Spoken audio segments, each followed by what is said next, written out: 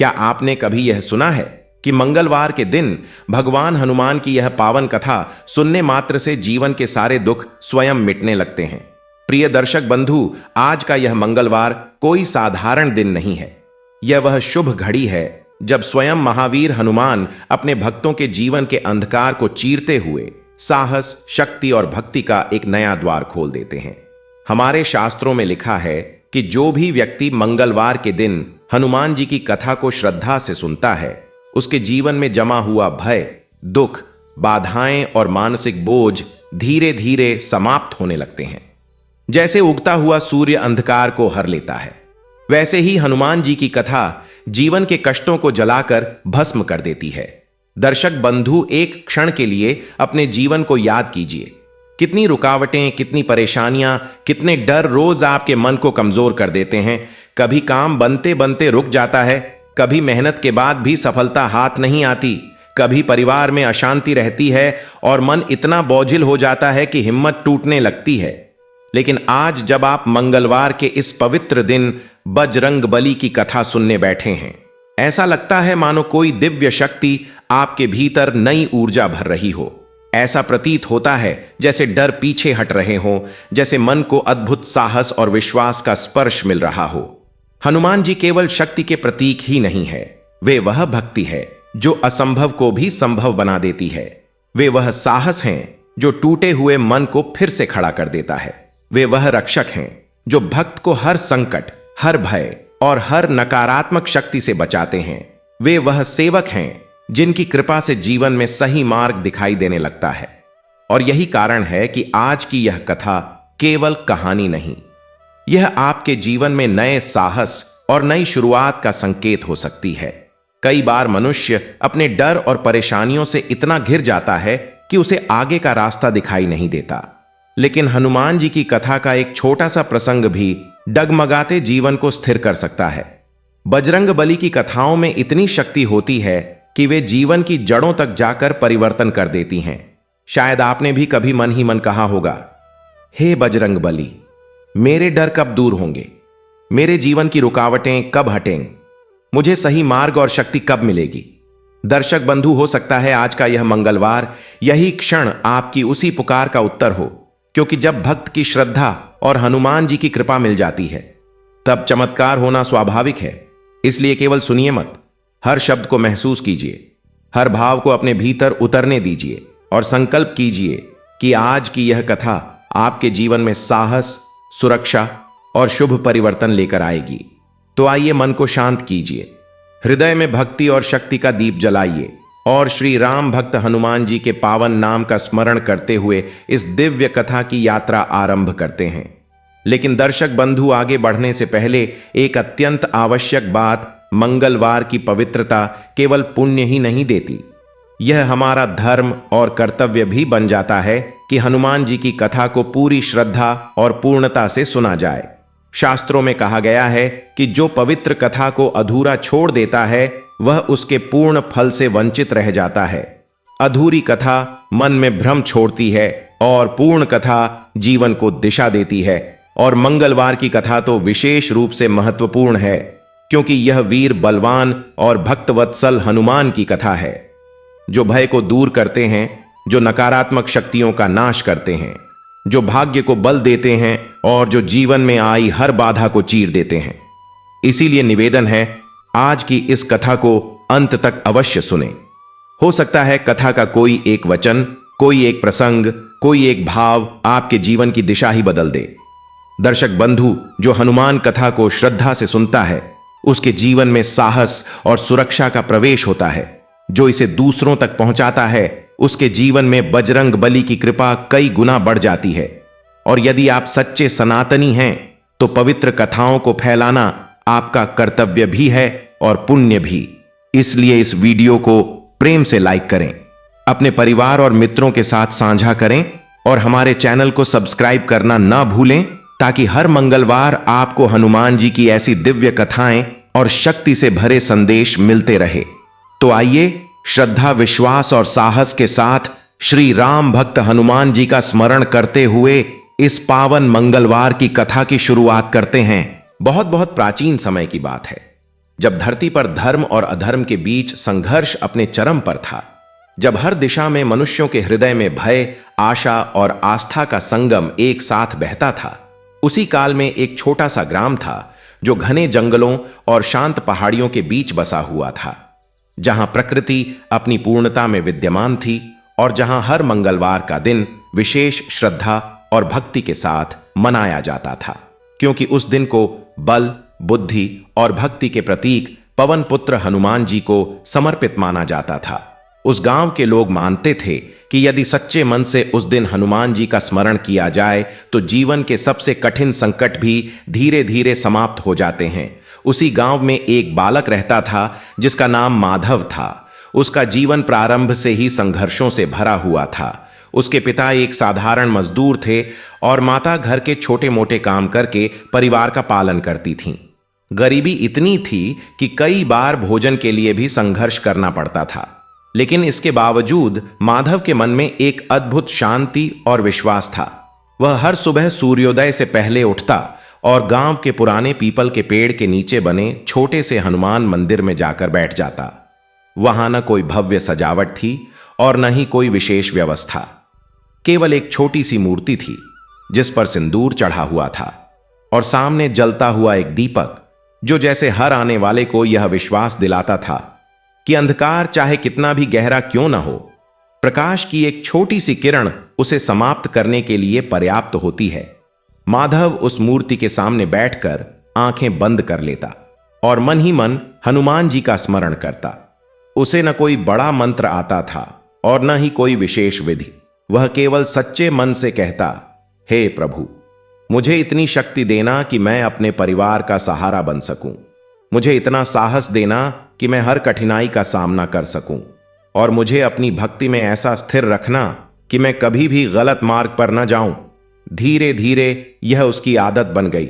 हर मंगलवार वह विशेष रूप से उपवास रखता और दिन भर मंदिर में सेवा करता। कभी सफाई करता, कभी दीपक जलाता, तो कभी वहां आने वाले लोगों के लिए जल की व्यवस्था करता। गांव के लोग उसे देखते और कई बार उसका मजाक भी उड़ाते। कहते कि केवल पूजा करने से कुछ नहीं होता, जीवन में आगे बढ़ने के लिए धन और साधन चाहिए। लेकिन माधव के चेहरे पर हमेशा एक शांत मुस्कान रहती, जैसे उसे किसी अदृश्य शक्ति पर पूरा विश्वास हो। समय बीतता गया और एक दिन ऐसा आया जब गांव पर एक भयंकर संकट आ पड़ा। पास के जंगल में रहने वाले डाकुओं का एक समूह गांव पर हमला करने लगा। वे लोग गांव वालों से धन और अनाज लूटते और जो विरोध करता उसे चोट पहुंचाते। पूरे गांव में भय का वातावरण फैल गया। लोग अपने घरों में छिपने लगे। कोई भी आगे बढ़कर उनका सामना करने का साहस नहीं कर पा रहा था। उसी समय माधव मंदिर में बैठा हुआ था।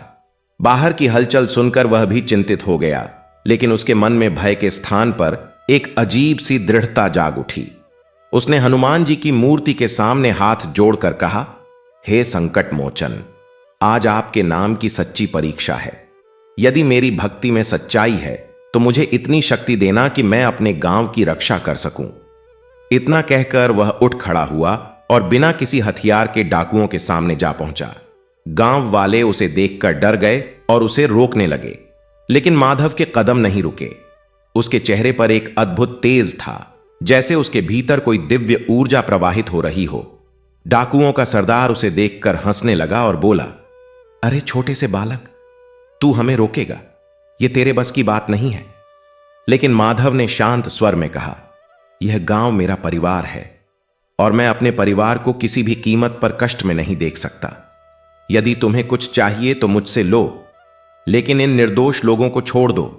उसके शब्दों में इतनी सच्चाई और साहस था कि कुछ क्षण के लिए डाकू भी चुप हो गए, लेकिन फिर उन्होंने उसे डराने की कोशिश की।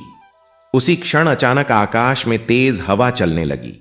पेड़ों की शाखाएं जोर जोर से हिलने लगीं और वातावरण में एक अजीब सी गूंज फैल गई। ऐसा लगा जैसे स्वयं पवन देव अपनी उपस्थिति का संकेत दे रहे हों। माधव ने अपनी आंखें बंद कर लीं और हनुमान जी का नाम लिया। तभी उसे ऐसा अनुभव हुआ जैसे किसी ने उसके कंधे पर हाथ रखा हो और उसके भीतर अपार शक्ति का संचार हो गया हो। उसने एक एक करके डाकुओं का सामना करना शुरू किया। उसका शरीर जैसे हल्का हो गया था और उसकी गति इतनी तेज हो गई कि कोई उसे पकड़ नहीं पा रहा था। गांव वाले यह दृश्य देखकर आश्चर्यचकित रह गए। उन्हें समझ में नहीं आ रहा था कि एक साधारण बालक में इतनी शक्ति कहां से आ गई। कुछ ही समय में डाकू वहां से भाग खड़े हुए और गांव सुरक्षित हो गया। जब सब कुछ शांत हुआ तो माधव वहीं भूमि पर बैठ गया।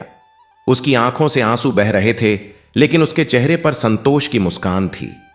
गांव के लोग उसके पास आए और उसे गले लगा लिया। सभी उसके साहस की प्रशंसा करने लगे, लेकिन माधव ने सिर झुका लिया और कहा, यह मेरी शक्ति नहीं है, यह तो मेरे प्रभु हनुमान जी की कृपा है। मैंने तो केवल उनका नाम लिया और उन्होंने मेरी लाज रख ली। उस दिन के बाद से पूरे गांव में हनुमान जी के प्रति श्रद्धा और भी बढ़ गई। हर मंगलवार को मंदिर में भीड़ उमड़ने लगी और लोग सच्चे मन से भक्ति करने लगे। धीरे धीरे गांव में सुख और समृद्धि लौटने लगी। लोगों के जीवन में शांति और विश्वास का संचार होने लगा और माधव का जीवन भी बदलने लगा। अब लोग उसका सम्मान करने लगे और उसकी सलाह को महत्व देने लगे, लेकिन उसके भीतर कोई अहंकार नहीं आया। वह आज भी उसी सादगी और भक्ति के साथ हर सुबह मंदिर में जाकर बैठता और अपने प्रभु का स्मरण करता। समय बीतता गया और एक दिन गांव में एक और संकट आ गया। इस बार समस्या और भी बड़ी थी। पास की नदी का जल स्तर अचानक बढ़ गया और बाढ़ का खतरा मंडराने लगा।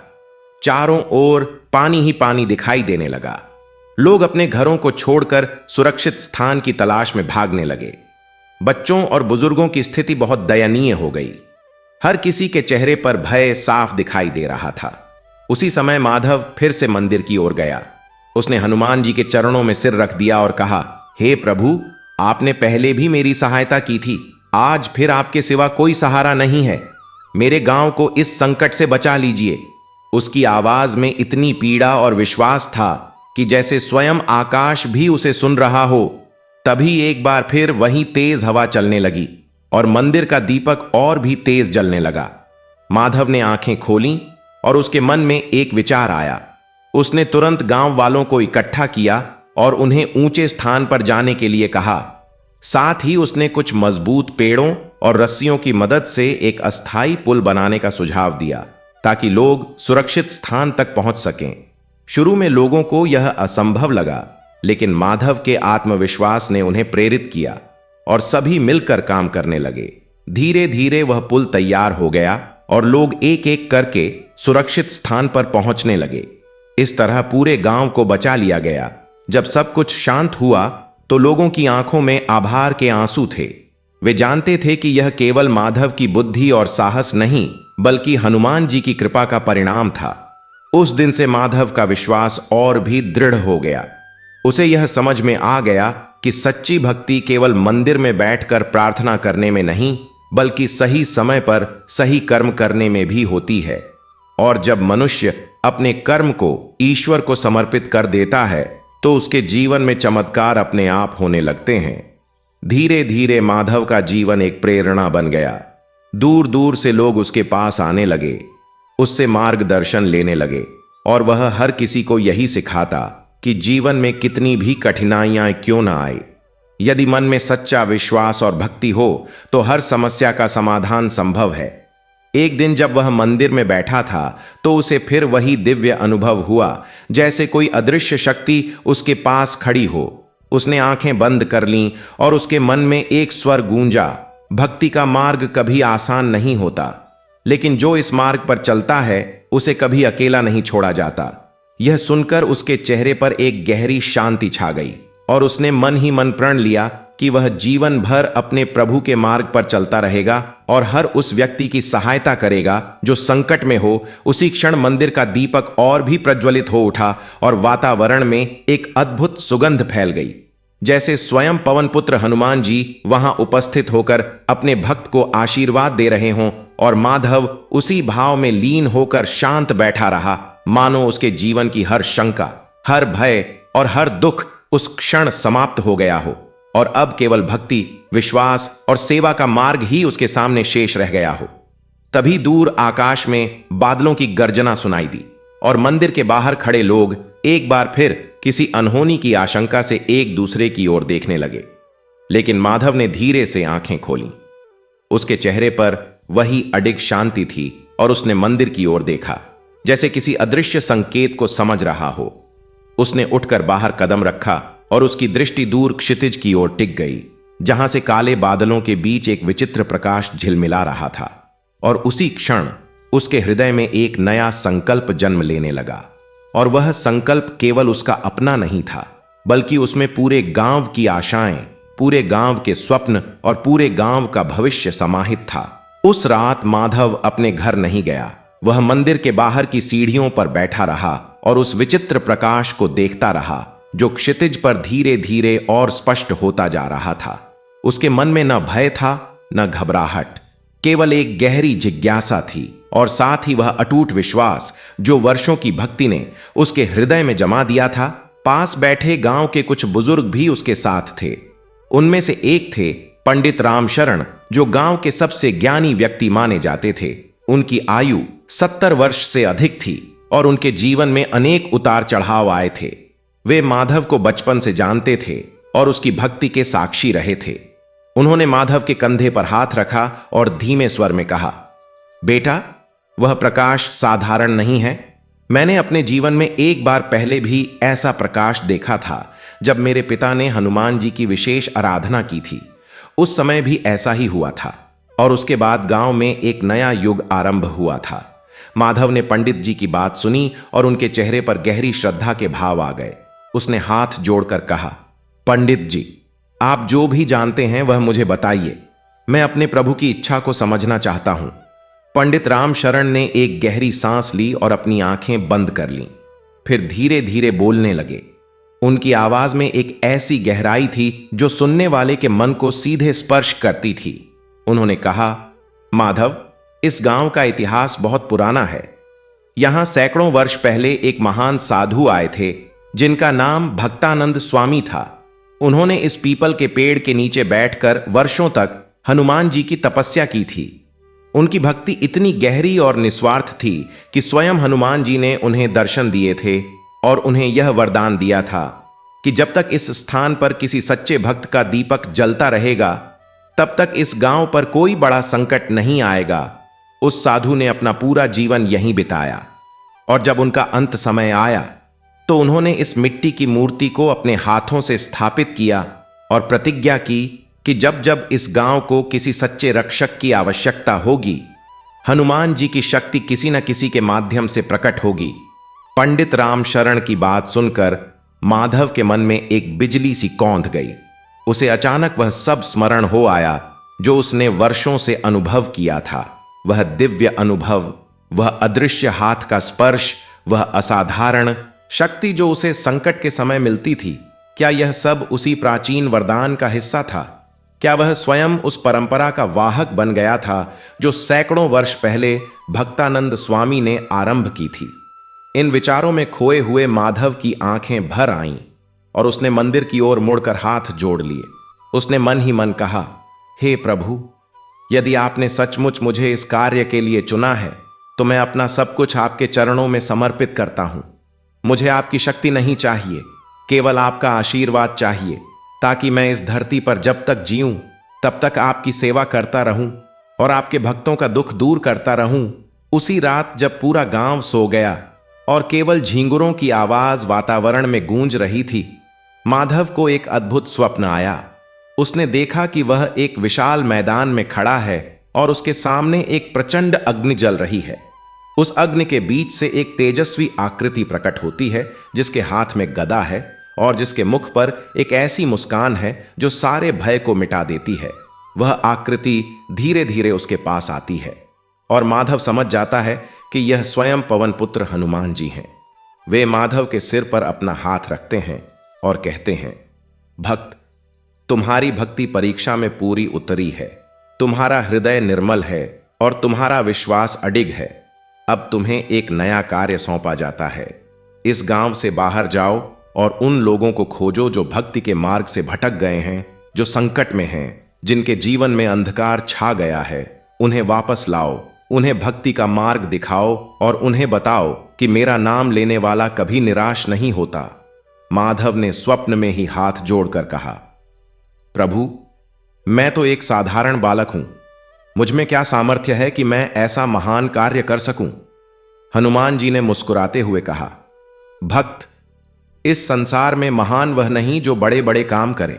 महान वह है जो अपने प्रभु पर पूरा भरोसा रखे और निस्वार्थ भाव से दूसरों की सेवा करे। तुम्हारे भीतर वह शक्ति है जो तुम्हें नहीं दिखती, लेकिन मुझे दिखती है। जाओ और निडर होकर अपना कार्य करो, मैं सदा तुम्हारे साथ हूं। यह सुनकर माधव की नींद टूट गई और उसने पाया कि उसके गालों पर आनंद के आंसू बह रहे थे। उसका मन एक अद्भुत उत्साह से भर गया था, जैसा पहले कभी नहीं हुआ था। उसने उठकर मंदिर के दीपक को देखा, जो अभी भी शांत भाव से जल रहा था, और उसे लगा जैसे वह दीपक उसे कह रहा हो, चलो, तुम्हारी प्रतीक्षा हो रही है। उसी दिन से माधव के जीवन का एक नया अध्याय आरंभ हुआ। वह प्रत्येक मंगलवार को सूर्योदय के साथ मंदिर में पूजा करता और उसके बाद पूरे दिन गांव गांव घूमकर लोगों से मिलता। जो दुखी थे उनकी बात सुनता, जो रोगी थे उनके लिए जड़ी बूटियां लाता, जो गरीब थे उनके लिए भोजन और वस्त्र की व्यवस्था करता, और जो आध्यात्मिक संकट में थे उन्हें भक्ति का मार्ग बताता। धीरे धीरे उसकी ख्याति आसपास के गांवों तक फैलने लगी और लोग उसे हनुमान जी का भक्त कहकर संबोधित करने लगे। लेकिन माधव सदा विनम्र रहता और कहता, मैं तो केवल एक निमित्त हूं। जो कुछ भी होता है वह मेरे प्रभु की इच्छा से होता है। उन्हीं दिनों गांव से कोस भर दूर एक और छोटा सा गांव था जिसका नाम था रामपुर। उस गांव में एक परिवार रहता था जिसके मुखिया का नाम था विश्वनाथ। विश्वनाथ एक कभी संपन्न व्यापारी था, लेकिन कुछ वर्षों में उसका व्यापार चौपट हो गया था। उसके ऊपर कर्ज का बोझ इतना अधिक था कि रात को नींद नहीं आती थी। उसकी पत्नी कमला सदा रोती रहती और उनका एक पुत्र था सोहन, जो अभी मात्र 12 वर्ष का था। सोहन का मन पढ़ाई में बहुत लगता था, लेकिन घर की दरिद्रता के कारण उसे गुरुकुल छोड़ना पड़ गया था। विश्वनाथ के मन में अपनी असफलताओं के कारण एक गहरी कड़वाहट घर कर गई थी। उसे लगता था कि ईश्वर ने उसके साथ अन्याय किया है। उसने भगवान की पूजा बंद कर दी थी और जब भी कोई उससे हनुमान जी का नाम लेता तो वह कहता, क्या फायदा उन्हें पुकारने का? अगर वे सच में होते तो क्या मेरे बच्चे को भूखा रहना पड़ता? उसकी इस बात से गांव के कई लोग सहमत हो जाते, क्योंकि दुख में मनुष्य का विश्वास डगमगाने लगता है और विश्वनाथ जैसे लोग इस डगमगाहट के प्रतीक बन जाते हैं। एक दिन माधव रामपुर पहुंचा। उसने विश्वनाथ के बारे में सुना था और वह उससे मिलना चाहता था। जब वह विश्वनाथ के घर के सामने पहुंचा तो देखा कि एक अधेड़ उम्र का व्यक्ति दरवाजे के बाहर बैठा है। उसके चेहरे पर थकान और निराशा की गहरी लकीरें थीं। माधव ने मुस्कुराते हुए प्रणाम किया और कहा, काका, क्या मैं भीतर आ सकता हूं? विश्वनाथ ने उसे ऊपर से नीचे तक देखा और उदास स्वर में बोला, कौन हो तुम और क्या काम है? माधव ने कहा, मेरा नाम माधव है, मैं पास के गांव से आया हूं। मुझे पता चला कि आप बहुत संकट में हैं, शायद मैं कुछ सहायता कर सकूं। विश्वनाथ ने एक कड़वी हंसी हंसते हुए कहा, सहायता? हां, आओ बैठो और देखो कि जो आदमी हर तरफ से हार गया हो उसकी क्या सहायता की जा सकती है। माधव शांत भाव से भीतर आया और बैठ गया। उसने विश्वनाथ की पूरी कहानी सुनी, कैसे उसका व्यापार डूबा, कैसे साझेदार ने धोखा दिया, कैसे कर्जदाताओं ने परेशान करना शुरू किया और कैसे उसका परिवार तकलीफ में जी रहा है। माधव ने पूरे ध्यान से सुना और फिर बोला, काका, आपका दुख सुनकर मन भारी हो गया, लेकिन एक बात पूछूं, क्या आपने कभी हनुमान जी से अपना दुख कहा है? विश्वनाथ का चेहरा सख्त हो गया और वह बोला, हनुमान जी वे कहां हैं? मैंने बरसों पूजा की, व्रत रखे, लेकिन क्या मिला? केवल दुख, केवल हार। माधव ने धीरे से कहा, काका, आप पूजा करते थे, लेकिन क्या आप सच्चे मन से करते थे या केवल यह सोचकर कि बदले में कुछ मिलेगा? जो भक्ति किसी इच्छा के साथ की जाती है वह भक्ति नहीं बल्कि एक सौदा है, और ईश्वर सौदे में नहीं बल्कि प्रेम में मिलते हैं। विश्वनाथ यह सुनकर चुप हो गया। उसकी आंखों में एक भाव आया जो क्रोध और विचार का मिश्रण था। उसने कहा, तो क्या मैं गलत था? माधव ने कहा, गलत और सही से परे। काका, आप थके हुए हैं और थके हुए मन में सब कुछ उलटा दिखता है। एक बार, केवल एक बार, बिना किसी अपेक्षा के, बिना किसी इच्छा के, केवल इस भाव से कि प्रभु आप ही सब जानते हैं और जो आपकी इच्छा हो वही हो। बस यह कहकर हनुमान जी के सामने बैठ जाइए और देखिए क्या होता है। विश्वनाथ ने कुछ नहीं कहा, लेकिन माधव के जाने के बाद वह देर तक उसकी बात के बारे में सोचता रहा। रात को जब सब सो गए तो वह चुपके से उठा और पास के मंदिर में गया। वहां उसने हनुमान जी की मूर्ति के सामने बैठकर माधव की बात याद की और पहली बार बिना किसी मांग के केवल यह कहा, प्रभु मैं बहुत थक गया हूं, अब आप जो चाहें सो करें, मैं आपके हाथों में सब कुछ सौंप देता हूं। उस रात उसे पहली बार महीनों बाद गहरी नींद आई। सुबह जब उठा तो उसके मन में एक विचित्र हल्कापन था, जैसे कोई भारी बोझ उतर गया हो। उसी दिन एक पुराना परिचित व्यापारी जिससे विश्वनाथ के संबंध बिगड़ गए थे, स्वयं उसके घर आया और उसने कहा कि वह उसके साथ फिर से व्यापार शुरू करना चाहता है। विश्वनाथ की आंखें भर आईं, उसे माधव की बात याद आई और वह मन ही मन बोला, क्षमा करना प्रभु, मैंने आपको गलत समझा था। इस घटना के बाद विश्वनाथ हनुमान जी का परम भक्त बन गया और उसने अपने पूरे गांव में यह बात फैला दी कि माधव नाम का एक बालक है जिसने उसकी आंखें खोल दी। अब रामपुर के लोग भी माधव के गांव में आने लगे और उससे आशीर्वाद मांगने लगे। माधव सदा यही कहता, मैं आशीर्वाद देने वाला कौन होता हूं, आशीर्वाद तो केवल हनुमान जी दे सकते हैं, मैं तो बस यह बताता हूं कि उनके पास कैसे पहुंचा जाए। इस तरह माधव का जीवन एक धीरे धीरे विस्तृत होती हुई भक्ति की लहर बन गया, जो एक गांव से दूसरे गांव तक फैलती जा रही थी और जिसका केंद्र वह छोटा सा मंदिर था, जहां एक पुराने पीपल के नीचे एक सिंदूर लिप्त मूर्ति के सामने एक छोटा दीपक निरंतर जलता रहता था। जीवन के उन दिनों में माधव के मन में एक प्रश्न बार बार उठता था कि आखिर भक्ति क्या है? क्या यह केवल पूजा पाठ है? क्या यह मंत्र जपना है? क्या यह व्रत उपवास रखना है या इससे भी परे कुछ और है? इस प्रश्न का उत्तर उसे मिला एक अप्रत्याशित घटना से। उन्हीं दिनों गांव के पास एक जंगल में एक सन्यासी का आगमन हुआ। उन्हें लोग स्वामी ज्ञानानंद कहते थे। उनकी आयु बहुत अधिक थी, शरीर दुबला पतला था, लेकिन आंखों में एक असाधारण चमक थी जो देखने वाले को सीधे भीतर तक स्पर्श करती थी। माधव उनके दर्शन के लिए गया और उनके चरणों में बैठकर अपना प्रश्न पूछा। स्वामी ज्ञानानंद ने उसे ध्यान से देखा और मुस्कुराते हुए कहा, बेटा, तुम्हारे भीतर यह प्रश्न उठा है, इसका अर्थ है कि तुम्हारी भक्ति अभी उथली नहीं रही, वह गहराई की ओर जा रही है। भक्ति की 3 अवस्थाएं होती हैं। पहली है स्थूल भक्ति, जिसमें मनुष्य मूर्ति को ईश्वर मानकर पूजा करता है, और यह भी आवश्यक है क्योंकि मन को किसी आधार की आवश्यकता होती है। दूसरी है सूक्ष्म भक्ति, जिसमें मनुष्य ईश्वर को अपने हृदय में अनुभव करने लगता है। बाहरी पूजा उसके लिए केवल एक माध्यम रह जाती है। और तीसरी है पराभक्ति, जिसमें मनुष्य को हर जगह, हर प्राणी में, हर घटना में ईश्वर का दर्शन होने लगता है। वह अवस्था सबसे ऊंची है जब मनुष्य को पूजा करने की आवश्यकता नहीं पड़ती, क्योंकि वह स्वयं एक चलती फिरती पूजा बन जाता है। माधव ने आंखें बंद कर लीं और स्वामी जी की बात को मन में उतरने दिया। उसे ऐसा लगा जैसे कोई खिड़की खुल गई हो और भीतर प्रकाश आने लगा हो। उसने पूछा, स्वामी जी, मैं किस अवस्था में हूं? स्वामी जी ने हंसते हुए कहा, तुम दूसरी और तीसरी अवस्था के बीच में हो। तुम्हें कभी कभी वह अनुभव होता है जब सब कुछ ईश्वरमय लगता है, लेकिन अभी वह स्थायी नहीं है। अभ्यास और सेवा से वह स्थायी हो जाएगा। यह सुनकर माधव ने एक गहरी सांस ली और मन में संकल्प किया कि वह अपनी भक्ति को और गहरा करेगा। उस दिन के बाद स्वामी ज्ञानानंद कुछ समय तक उस जंगल में रहे और माधव प्रतिदिन उनके पास जाता। वे दोनों घंटों बात करते, कभी रामायण की कथाओं पर, कभी हनुमान जी के जीवन चरित्र पर, कभी भक्ति के दार्शनिक पक्ष पर। उन वार्तालापों ने माधव के मन को एक नई दिशा दी और उसकी भक्ति में एक नई गहराई आ गई।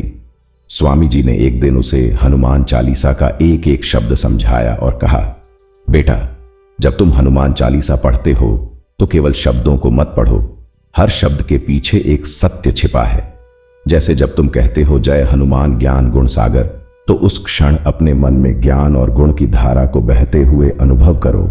जब कहते हो राम दूत अतुलित बल धामा, तो उस क्षण महसूस करो कि वह असीम बल तुम्हारे भीतर भी प्रवाहित हो रहा है, क्योंकि तुम भी राम के ही एक भक्त हो। माधव ने इस शिक्षा को आत्मसात किया और धीरे धीरे उसका हनुमान चालीसा का पाठ एक यांत्रिक क्रिया से बदलकर एक जीवंत अनुभव बन गया। जब वह अब चालीसा पढ़ता तो ऐसा लगता जैसे हर शब्द उसके भीतर से उठ रहा हो, जैसे यह पाठ नहीं बल्कि एक संवाद हो, उसका और हनुमान जी का। जब स्वामी ज्ञानानंद उस जंगल से प्रस्थान करने लगे तो माधव उनके साथ काफी दूर तक गया। जाते समय स्वामी जी ने उसके सिर पर हाथ रखा और कहा, माधव, तुम्हारा जीवन अभी बहुत लंबा और बहुत महत्वपूर्ण है। आगे और भी कठिन परीक्षाएं आएंगी, लेकिन याद रखो कि जो भक्त हनुमान जी का नाम लेकर आगे बढ़ता है उसके लिए कोई भी परीक्षा असंभव नहीं होती। और एक बात और, तुम्हारे जीवन में एक समय ऐसा आएगा जब तुम्हें अपनी भक्ति के लिए बहुत बड़ा मूल्य चुकाना होगा। उस समय डरना मत, क्योंकि वही वह क्षण होगा जब तुम्हारी भक्ति अपनी परम ऊंचाई पर पहुंचेगी। यह कहकर स्वामी जी चल दिए और माधव देर तक उन्हें जाते हुए देखता रहा। उसके मन में स्वामी जी की अंतिम बात गूंजती रही कि एक समय ऐसा आएगा जब भक्ति के लिए बड़ा मूल्य चुकाना होगा। वह क्षण कब आएगा और क्या होगा, यह तो आने वाला समय ही बताएगा।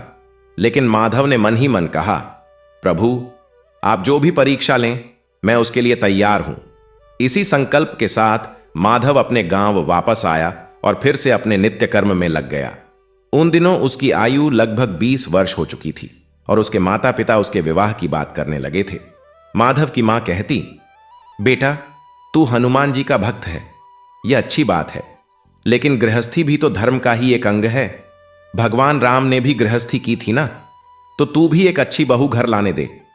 माधव अपनी मां की बात पर मुस्कुरा देता और कहता, मां, जब प्रभु की इच्छा होगी तब सब होगा।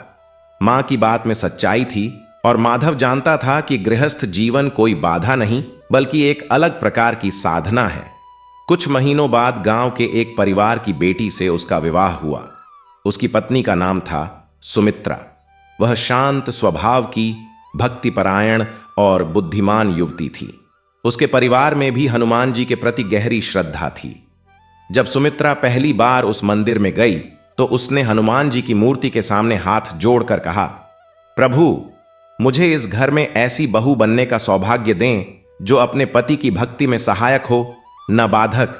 माधव यह सुनकर मन ही मन बहुत प्रसन्न हुआ और उसने सोचा कि हनुमान जी ने उसे ऐसी जीवन संगिनी दी है जो सच में उसके मार्ग को समझती है।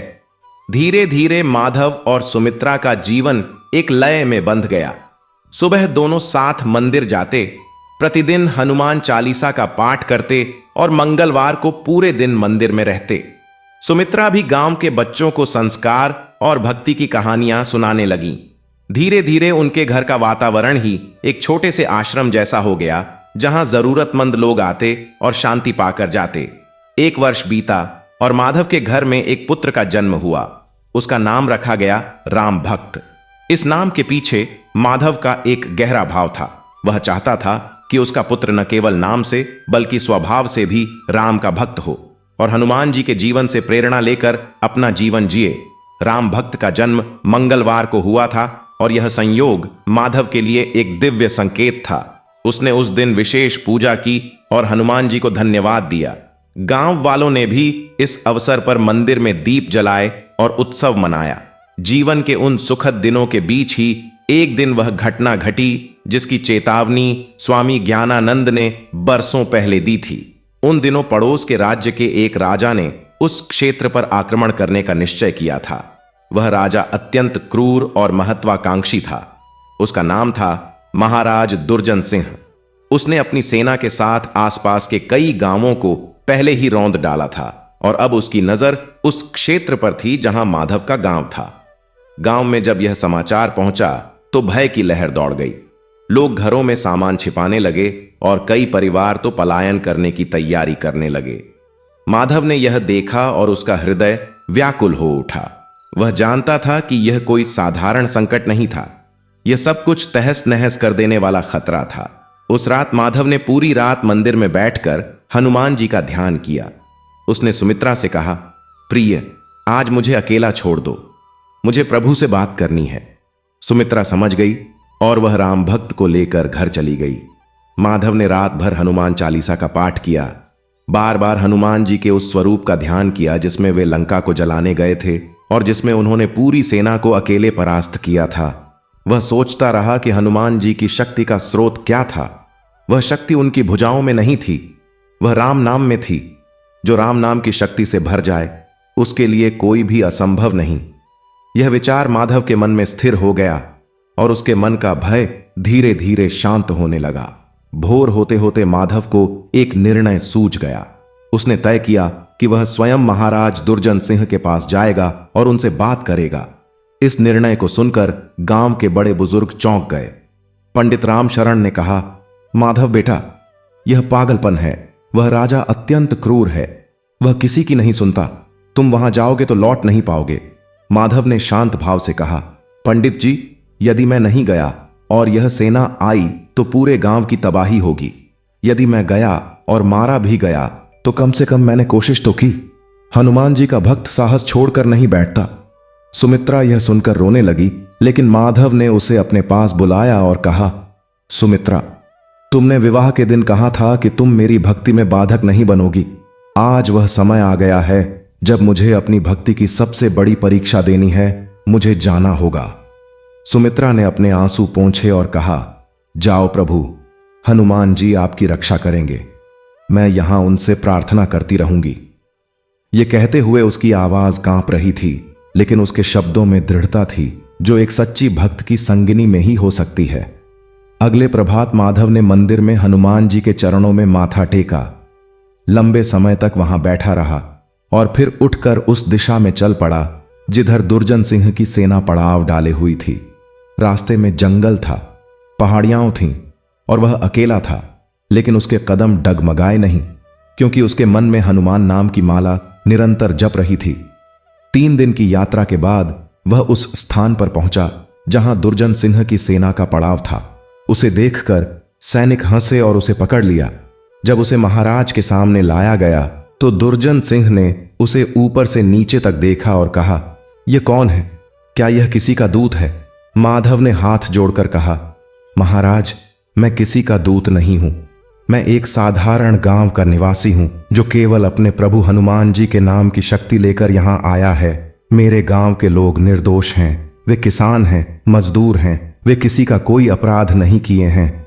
दुर्जन सिंह ने कहा, तो तुम क्या चाहते हो?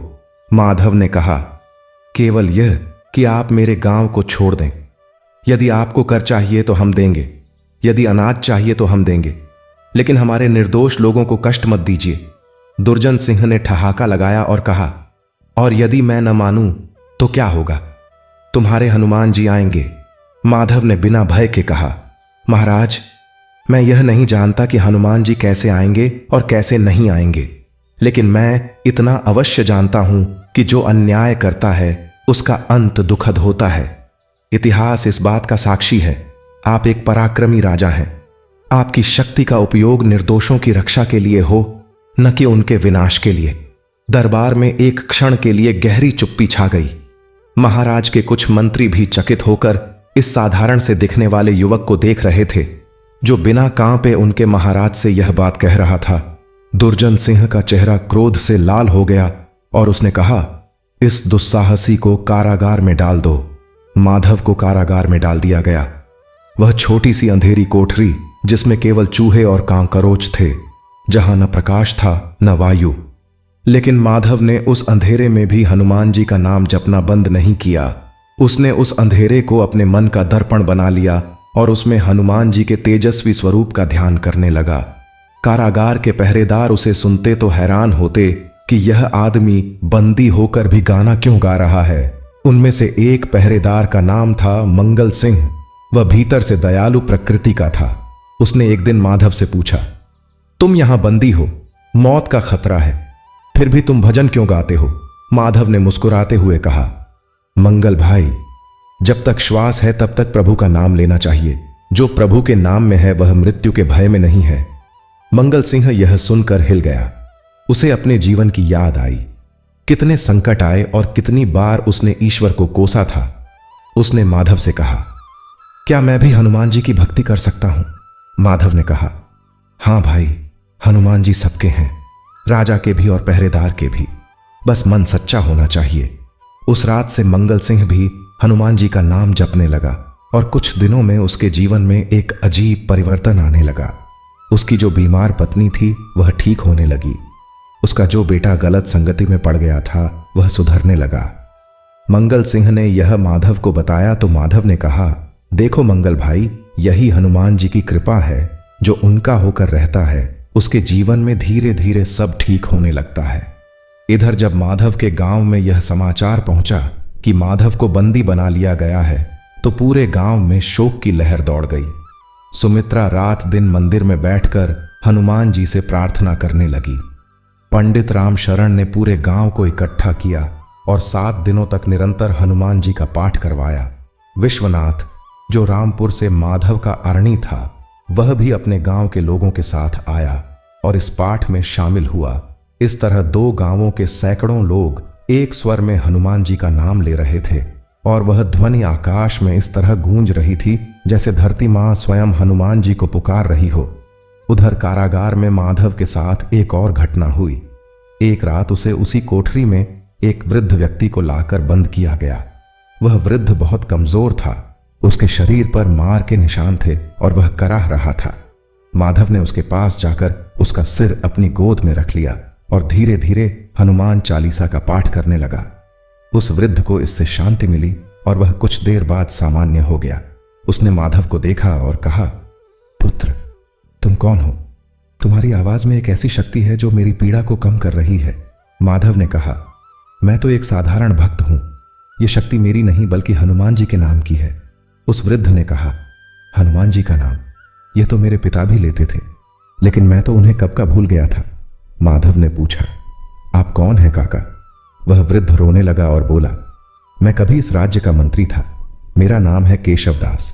मैंने महाराज को बहुत बार रोका कि वे निर्दोषों पर अत्याचार न करें, लेकिन उन्होंने मेरी बात नहीं मानी और मुझे ही यहां बंद करवा दिया।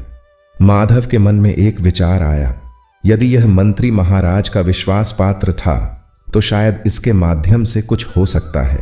उसने केशवदास को भक्ति की बात सुनाई, उन्हें हनुमान जी के चरित्र की कथाएं सुनाईं और धीरे धीरे उस वृद्ध के मन में एक नई ऊर्जा का संचार होने लगा। कुछ दिनों बाद महाराज दुर्जन सिंह ने केशवदास को कारागार से बुलवाया, क्योंकि राज्य में एक समस्या आ गई थी जिसके समाधान के लिए उन्हें केशवदास की आवश्यकता थी। जाने से पहले केशवदास ने माधव का हाथ थामा और कहा, पुत्र, तुमने इस अंधकार में मुझे प्रकाश दिखाया है, मैं इस एहसान को कभी नहीं भूलूंगा। माधव ने कहा, यह एहसान हनुमान जी का है काका, मेरा नहीं। जब केशवदास महाराज के दरबार में पहुंचे तो उन्होंने अपनी बात कही और साथ ही उस युवक की भी बात की जो कारागार में बंद था और जिसने उन्हें एक नई दृष्टि दी थी। महाराज के मन में जिज्ञासा जागी और उन्होंने माधव को अपने सामने बुलवाया। जब माधव आया तो उसके चेहरे पर कारागार के दिनों का कोई चिन्ह नहीं था, उल्टे उसके मुख पर एक असाधारण शांति और तेज था जो देखने वाले को अभिभूत कर देता था। महाराज ने पूछा, तुमने केशवदास को क्या सिखाया जो वह इतना बदला हुआ लगता है? माधव ने विनम्रता से कहा, महाराज, मैंने कुछ नहीं सिखाया, मैंने केवल हनुमान जी की महिमा सुनाई और उनसे यह कहा कि जब भी मन भटके तो प्रभु का नाम लो। महाराज ने पूछा, और तुम कारागार में क्या करते रहे? क्या तुम्हें क्रोध नहीं आया? माधव ने कहा, महाराज, क्रोध तो आया, लेकिन जब मैंने हनुमान जी का स्मरण किया तो वह क्रोध धीरे धीरे करुणा में बदल गया। मैंने सोचा कि जो व्यक्ति अन्याय करता है वह भी अपने भीतर के किसी दुख या भय की वजह से करता है, इसलिए उससे क्रोध करने के बजाय उसके लिए प्रार्थना करना उचित है। महाराज यह सुनकर एक क्षण के लिए स्तब्ध हो गए। उनके जीवन में कभी किसी ने उनसे ऐसी बात नहीं कही थी। सबने या तो उनकी प्रशंसा की थी या उनसे डरकर भागे थे, लेकिन यह युवक उनकी जेल में बंद रहकर भी उनके लिए प्रार्थना करता रहा। यह बात उनके कठोर हृदय में एक सुई की तरह चुभ गई। माधव ने आगे कहा, महाराज, आप एक शक्तिशाली राजा हैं, आपकी सेना में सैकड़ों वीर योद्धा हैं, लेकिन यह शक्ति आपको वह नहीं दे सकती जो एक सच्चा भक्त के पास होती है, और वह है मन की शांति। आप रात को सोते हैं तो क्या आपको नींद आती है? महाराज ने जवाब नहीं दिया, लेकिन उनकी आंखों में एक सच्चाई झलक गई कि नहीं, नींद नहीं आती थी। माधव ने कहा, महाराज, जब हम किसी के दुख का कारण बनते हैं तो वह दुख हमारे भीतर भी घर कर लेता है। यही कारण है कि जिसके जीवन में अन्याय है उसके जीवन में शांति नहीं होती। हनुमान जी कहते हैं कि जो सबका हित चाहे उसी का हित होता है।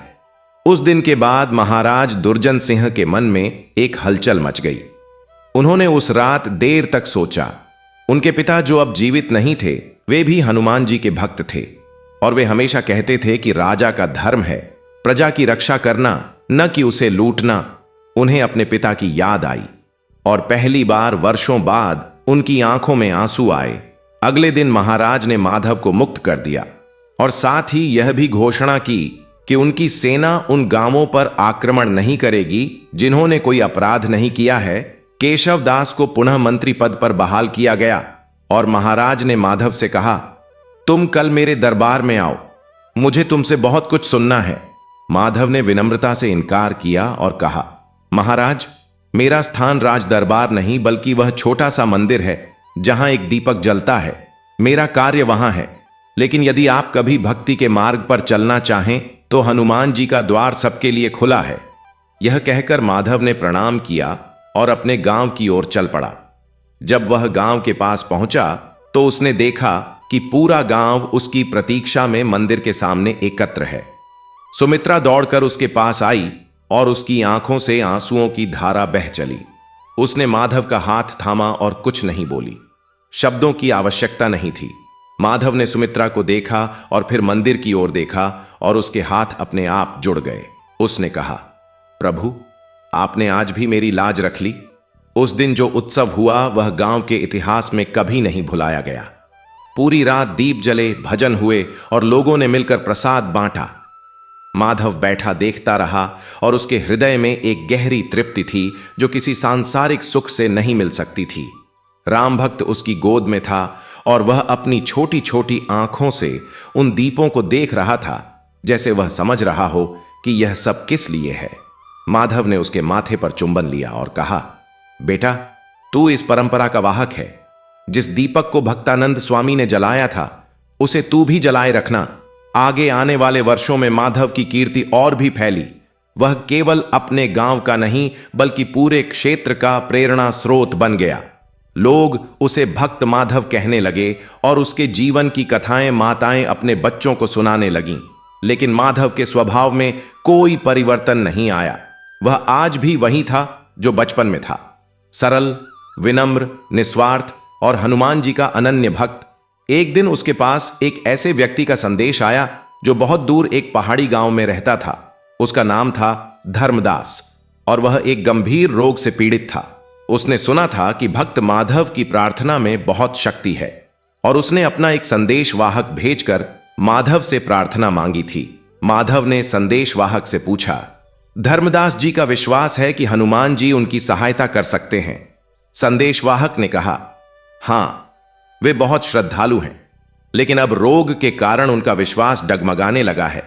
माधव ने कहा, तुम उनसे कहो कि यह रोग परीक्षा है और परीक्षा में जो टिका रहे वही सच्चा भक्त है। हनुमान जी की कृपा उन पर अवश्य होगी। साथ ही उसने संदेशवाहक को हनुमान चालीसा की एक प्रति लिख कर दी और कहा, यह उन्हें दे देना और कहना कि प्रतिदिन 7 बार इसका पाठ करें। 1 महीने बाद संदेशवाहक फिर आया और उसने बताया कि धर्मदास जी की स्थिति में सुधार हो रहा है।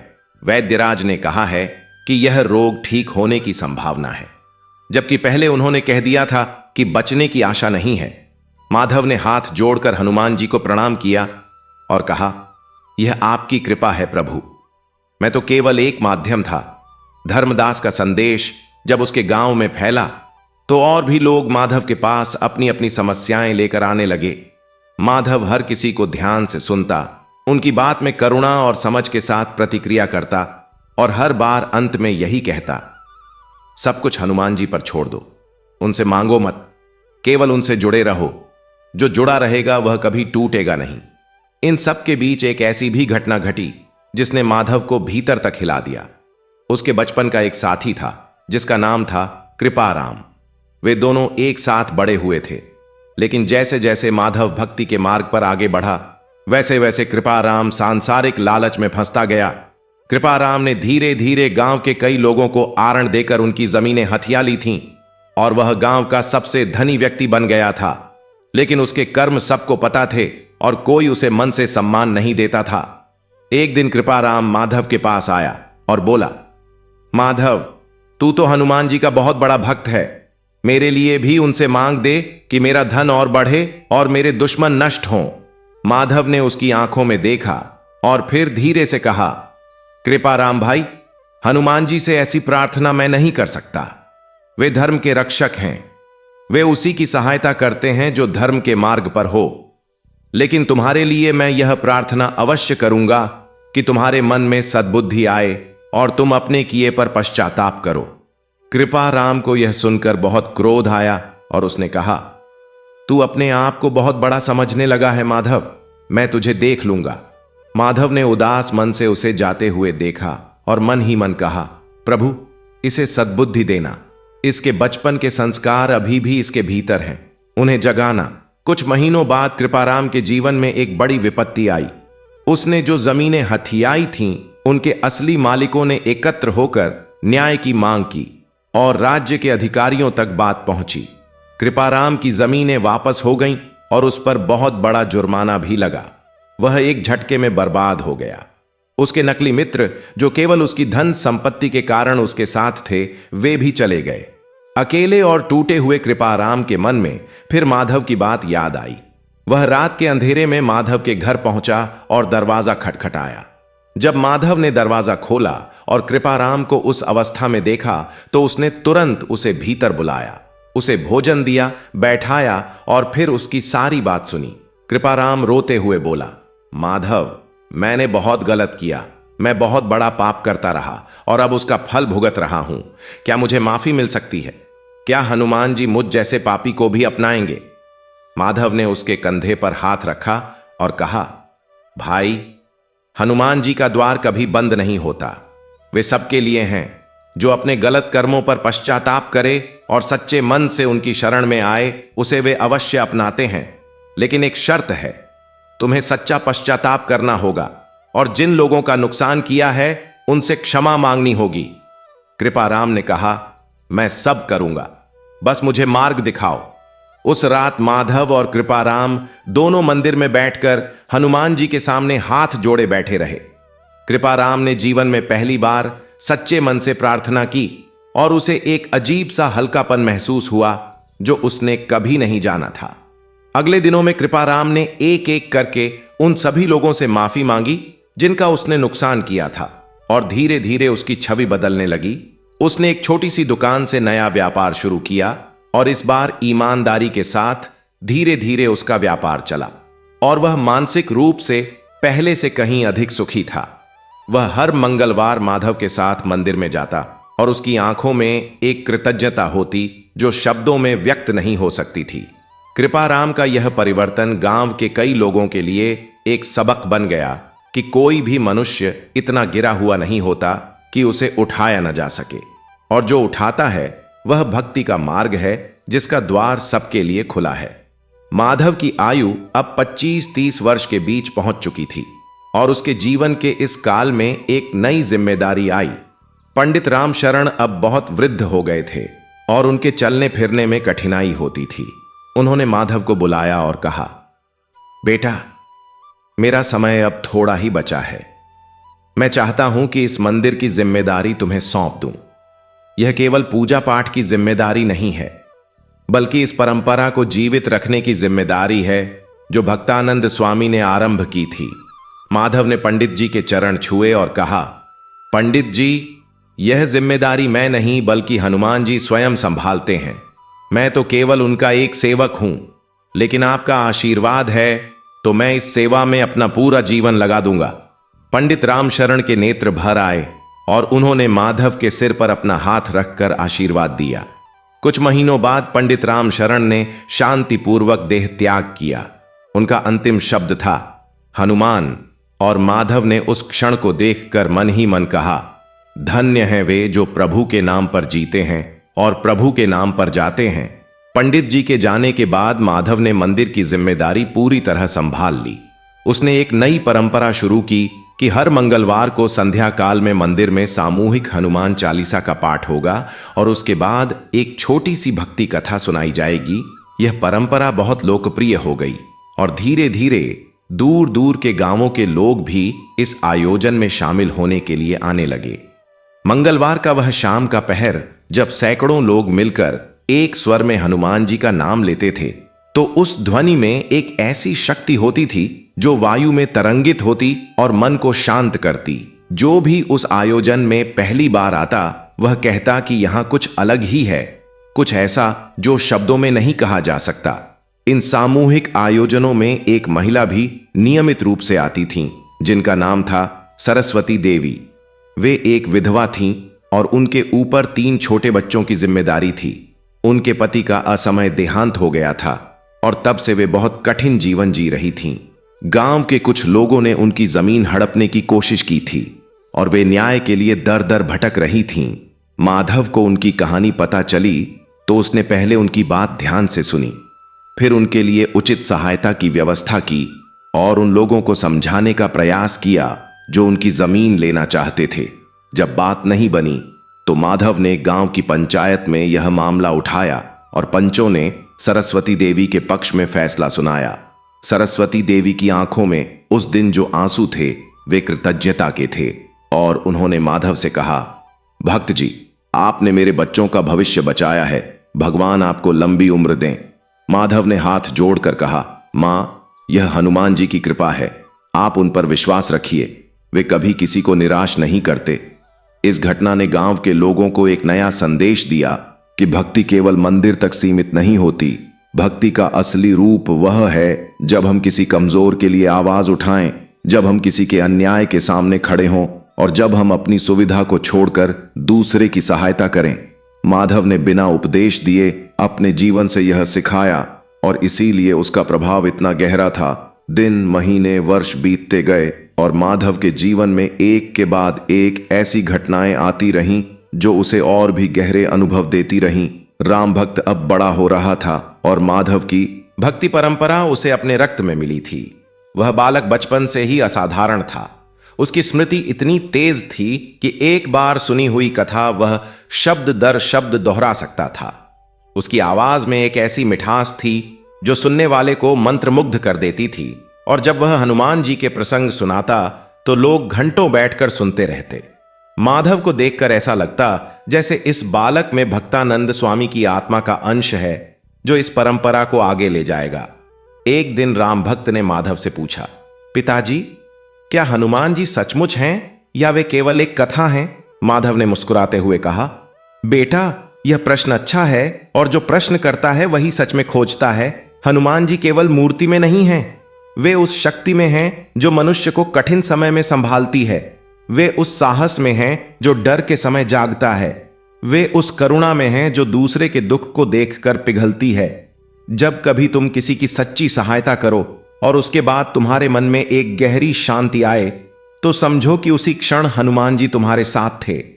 राम भक्त ने इस बात को ध्यान से सुना और उसकी आंखों में एक नई चमक आई। यह संवाद पिता और पुत्र के बीच था, लेकिन इसमें उस पूरी परंपरा का सार था जो पीढ़ियों से चली आ रही थी। जब माधव की आयु 40 वर्ष के आसपास हुई तो एक दिन उसे एक अजीब सा आभास हुआ। वह सुबह मंदिर में बैठा था और उसे लगा जैसे हनुमान जी की मूर्ति उसे देख रही है और कह रही है, भक्त, तुम्हारा जीवन का एक महत्वपूर्ण पड़ाव आने वाला है, अपनी भक्ति को और गहरा करो।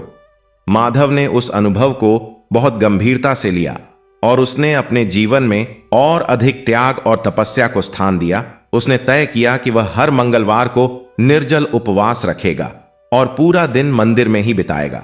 साथ ही उसने एक संकल्प लिया कि वह हर मंगलवार कम से कम एक ऐसे व्यक्ति की सहायता करेगा जो पूरी तरह असहाय हो। यह संकल्प बरसों तक निभाया और गांव में धीरे धीरे यह प्रसिद्ध हो गया कि यदि तुम्हें किसी सहायता की आवश्यकता हो और यदि कोई मंगलवार का दिन हो तो माधव के पास चले जाओ, वह कुछ न कुछ अवश्य करेगा। एक मंगलवार की बात है, जब माधव मंदिर से लौट रहा था तो उसे रास्ते में एक युवक दिखा जो एक पेड़ के नीचे बैठा था और उसकी दशा देखकर लग रहा था कि वह बहुत लंबे समय से भूखा है। माधव रुका और उसके पास गया। उसने पूछा, भाई तुम कौन हो और यहां क्यों बैठे हो? युवक ने धीरे से कहा, मेरा नाम नारायण है, मैं बहुत दूर से आया हूं, मेरे घर में बहुत कठिनाई है, मैं काम की तलाश में निकला था लेकिन कहीं काम नहीं मिला और अब 3 दिन से कुछ नहीं खाया है। माधव ने तुरंत उसे अपने घर ले जाकर भोजन कराया और उसकी सारी बात सुनी। नारायण के घर में उसकी वृद्ध मां थी और एक छोटी बहन थी जिसका विवाह होने वाला था, लेकिन धन न होने के कारण विवाह अटका हुआ था। माधव ने उसी दिन गांव के कुछ लोगों से बात की और एक छोटा सा सहयोग जुटाया। साथ ही उसने नारायण को अपने ही एक जानकार व्यापारी के यहां काम दिलवाया। कुछ महीनों बाद नारायण की बहन का विवाह संपन्न हुआ और नारायण की मां ने माधव के लिए जो आशीर्वाद भेजा वह इन शब्दों में था, ईश्वर करे कि इस भक्त के घर में सदा सुख रहे, उस भक्त की भक्ति सदा फली फूली रहे और जो दीपक उसने जलाया है वह कभी न बुझे। माधव को यह संदेश मिला तो उसकी आंखें भर आईं और उसने हनुमान जी को धन्यवाद दिया कि उन्होंने उसे उस मां के आशीर्वाद का पात्र बनाया। जीवन के उन वर्षों में माधव ने एक बात और अनुभव की जो बहुत सूक्ष्म लेकिन बहुत गहरी थी। उसने पाया कि जब जब वह किसी की निस्वार्थ सहायता करता तो उसके अपने जीवन में भी कोई न कोई शुभ घटना अवश्य होती। कभी सुमित्रा का स्वास्थ्य अचानक बेहतर हो जाता जो पहले कुछ दिनों से अस्वस्थ थी, कभी राम भक्त की पढ़ाई में कोई अप्रत्याशित सफलता मिलती, कभी घर में धन की कोई अप्रत्याशित व्यवस्था हो जाती। माधव ने इस पैटर्न को ध्यान से देखा और एक दिन सुमित्रा से कहा, प्रिय, मैंने एक सत्य जाना है, जो देता है उसे 100 गुना मिलता है, लेकिन यह तभी होता है जब देने में कोई अपेक्षा ना हो। जब हम बिना हिसाब के देते हैं तो ईश्वर अपनी ओर से हिसाब करता है और वह हिसाब हमेशा हमारे पक्ष में होता है। सुमित्रा ने मुस्कुराते हुए कहा, यह तो आप हनुमान जी ने ही सिखाया है ना? माधव ने हां में सिर हिलाया और कहा, हां, जो मेरे पास है वह सब उन्हीं का दिया हुआ है। मैं तो केवल उनके भंडार से थोड़ा थोड़ा बांटता हूं और उनका भंडार कभी खाली नहीं होता। उन दिनों गांव में एक नया मंदिर बनाने की बात उठी। पुराना मंदिर जो पीपल के पेड़ के नीचे था वह अब बहुत छोटा पड़ने लगा था क्योंकि आने वाले भक्तों की संख्या बहुत बढ़ गई थी। गांव के कुछ धनी लोगों ने कहा कि एक भव्य मंदिर बनाया जाए जिसमें संगमरमर लगे और सोने का छत्र हो। माधव ने यह सुना और शांत स्वर में कहा, मंदिर बनाना अच्छी बात है, लेकिन जो पुराना मंदिर है उसे नष्ट नहीं करना। वह पुरानी मूर्ति वहीं रहेगी और वह दीपक वहीं जलता रहेगा। नया मंदिर उसके पास ही बनाया जाए। साथ ही माधव ने कहा, जो धन नए मंदिर पर खर्च करना हो उसका एक हिस्सा उन गरीब परिवारों के लिए भी रखो जो वास्तविक जरूरत में है, क्योंकि ईश्वर को पत्थर की दीवारें नहीं बल्कि मनुष्य के हृदय का प्रेम चाहिए। माधव की यह बात मान ली गई और इस तरह एक नया बड़ा मंदिर बना, लेकिन साथ ही गांव के 10 गरीब परिवारों को भी उस वर्ष विशेष सहायता दी गई। इस कार्य से गांव में भक्ति और सेवा का एक नया अध्याय लिखा गया और लोगों को समझ में आया कि मंदिर बनाने से बड़ा पुण्य मनुष्य के जीवन को संवारने में है। जब नया मंदिर बनकर तैयार हुआ तो उसकी प्रतिष्ठा का दिन भी मंगलवार रखा गया और उस दिन जो उत्सव हुआ उसमें आसपास के दर्जनों गांवों के लोग आए। माधव ने उस दिन एक भाव विभोर करने वाली कथा सुनाई जिसमें उसने हनुमान जी के उस प्रसंग को विस्तार से बताया जब उन्होंने लंका में भगवान राम का काम करते हुए असाधारण साहस और बुद्धि का परिचय दिया था। जब माधव बोल रहा था तो ऐसा लग रहा था जैसे वह केवल कथा नहीं सुना रहा बल्कि उस कथा को जी रहा है। उसकी आवाज में एक ऐसी भावना थी जो सुनने वाले के रोंगटे खड़े कर देती थी और कई लोगों की आंखों से आंसू बहने लगे। उस दिन के बाद से माधव को गांव में केवल भक्त नहीं बल्कि एक कथावाचक के रूप में भी जाना जाने लगा और लोग विशेष अवसरों पर उन्हें आमंत्रित करने लगे। माधव हर निमंत्रण स्वीकार करता, लेकिन एक शर्त के साथ कि जहां वह जाए वहां कोई बड़ा आयोजन या दिखावा नहीं होगा। केवल सच्चे भक्त होंगे जो मन से सुनने के लिए आए हों, वर्षों बीते और माधव ने जो परंपरा शुरू की थी वह अब एक महान वट वृक्ष का रूप ले चुकी थी, जिसकी जड़ें गहरी थीं और जिसकी शाखाएं दूर दूर तक फैली थीं। राम भक्त अब युवा हो गया था और उसने पिता की परंपरा को न केवल अपनाया बल्कि उसमें अपनी प्रतिभा और भक्ति के माध्यम से नए आयाम जोड़े। वह जब हनुमान जी की कथाएं गाता तो लोग दूर दूर से सुनने आते। जब माधव की आयु 50 वर्ष से अधिक हो गई तो एक दिन उसने मंदिर में बैठकर अपने जीवन का लेखा जोखा किया। उसने जो कुछ पाया था वह सांसारिक दृष्टि से बहुत साधारण था। एक छोटा सा घर, एक स्नेहमयी पत्नी, एक भक्त पुत्र और वह छोटा सा मंदिर जहां एक दीपक जलता था। लेकिन आध्यात्मिक दृष्टि से उसने जो पाया था वह अमूल्य था। उसके मन में एक ऐसी शांति थी जो किसी भी परिस्थिति में नहीं डिगती थी। उसके हृदय में एक ऐसा प्रेम था जो हर प्राणी को अपना मानता था और उसकी आत्मा में एक ऐसा विश्वास था कि हनुमान जी हमेशा उसके साथ हैं। जो मनुष्य इन तीनों को प्राप्त कर ले उसके लिए और क्या चाहिए। माधव ने उस दिन मन ही मन कहा, प्रभु आपने मुझे वह सब दिया जो एक भक्त को मिल सकता है। आपने मेरी परीक्षाएं ली लेकिन हर बार मेरा हाथ थामे रहे। आपने मुझे संकटों से नहीं बचाया बल्कि संकटों में मेरे साथ रहे और यही आपकी सबसे बड़ी कृपा है। उसी शाम जब वह मंदिर से बाहर निकल रहा था तो उसने देखा कि एक छोटा सा बालक मंदिर के सामने बैठा है। उसके वस्त्र फटे हुए हैं, वह भूखा लग रहा है और उसकी आंखों में एक ऐसी जिज्ञासा है जो माधव को अपने बचपन की याद दिला देती है। माधव उसके पास गया और पूछा, बेटा तू कौन है और यहां क्यों बैठा है? बालक ने सिर उठाया और कहा, मैं यहां से गुजर रहा था। मुझे इस मंदिर में एक अजीब सा खिंचाव महसूस हुआ, इसलिए रुक गया। माधव ने उसे देखा और उसके भीतर कुछ बोल उठा। उसने बालक के सिर पर हाथ रखा और कहा, तू किसी दूर से नहीं आया है, तू यहीं का है। केवल तुझे यह पता नहीं था। आज से यह मंदिर तेरा घर है और हनुमान जी तेरे परिवार। बालक की आंखों में आंसू आ गए और उसने माधव का हाथ पकड़ लिया जैसे एक बच्चा अपने पिता का हाथ पकड़ता है। माधव ने उसे अपने घर ले जाकर भोजन कराया और अगले दिन से उस बालक को मंदिर की सेवा में लगा दिया। उस बालक का नाम था गोविंद और वह आगे चलकर माधव की इस परंपरा का एक और वाहक बना। इस तरह एक धारा चलती रही, भक्तानंद स्वामी से माधव तक, माधव से राम भक्त और गोविंद तक। और इस धारा का स्रोत था वह दीपक जो उस छोटे से मंदिर में बिना रुके जलता रहता था।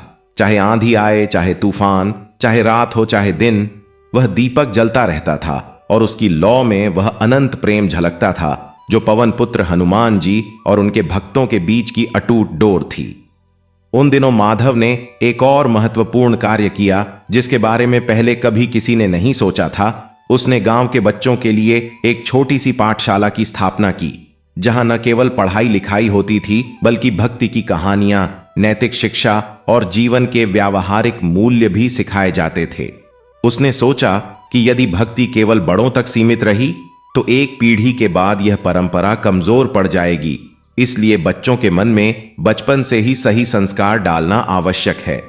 इस पाठशाला में राम भक्त पढ़ाता था और माधव सप्ताह में एक बार आकर बच्चों को कहानियां सुनाता था।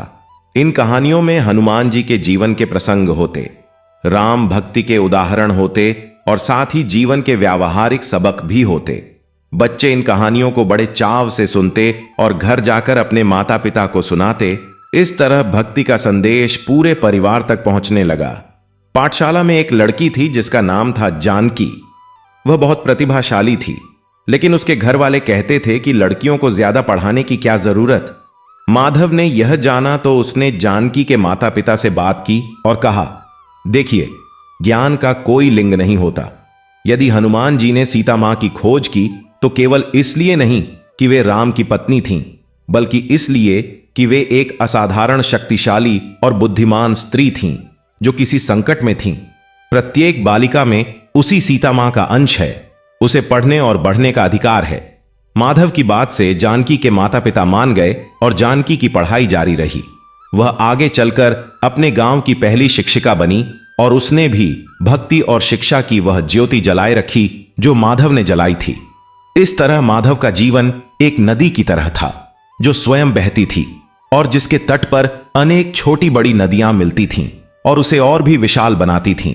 हर व्यक्ति जो उसके संपर्क में आया वह किसी न किसी रूप में बदला और हर परिवर्तन ने उस बड़ी धारा को और समृद्ध किया। माधव का जीवन यह सिखाता था कि एक मनुष्य यदि सच्चे मन से अपनी भक्ति पर चले और निस्वार्थ भाव से दूसरों की सेवा करे तो वह केवल अपना जीवन नहीं बदलता बल्कि उसके आसपास के सभी जीवनों को भी एक नई दिशा देता है।